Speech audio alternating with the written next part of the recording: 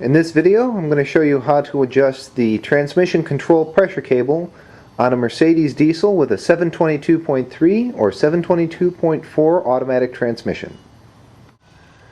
Looking at the back of the engine by the oil filter, you'll see some of the accelerator linkage and this little booty guy. This is the transmission control pressure cable. It controls when the transmission shifts, and it also helps control part throttle upshifts.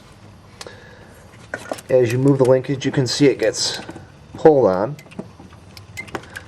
So how does this work? If you adjust this nut right here, you can effectively lengthen and shorten the cable. And the service documentation says to set it up such that when this little arm is at its resting point, that's right where slight pressure starts from the cable, which is how I have mine adjusted. It's got a little wiggle room. When you start to push more, you can feel there's definite resistance at the transmission.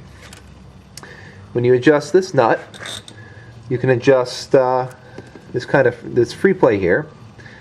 If you make, I got to think about this, I wouldn't get backwards. If you screw this nut out, you make the cable longer, which is effectively like you are pushing the pedal further down all the time, and it will make shifts happen later.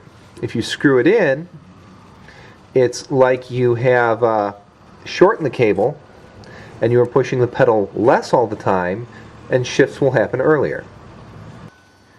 How firm the shifts are, or what the service manual calls shift quality, is actually controlled by three different things on this car. There is this valve on the side of the injection pump, and you can see it's got an adjustment.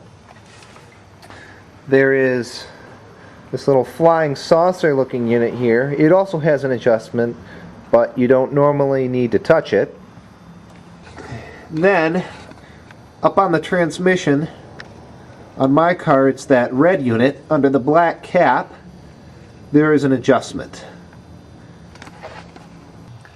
So the first thing you need to adjust is this valve unit here on the side of the fuel injection pump.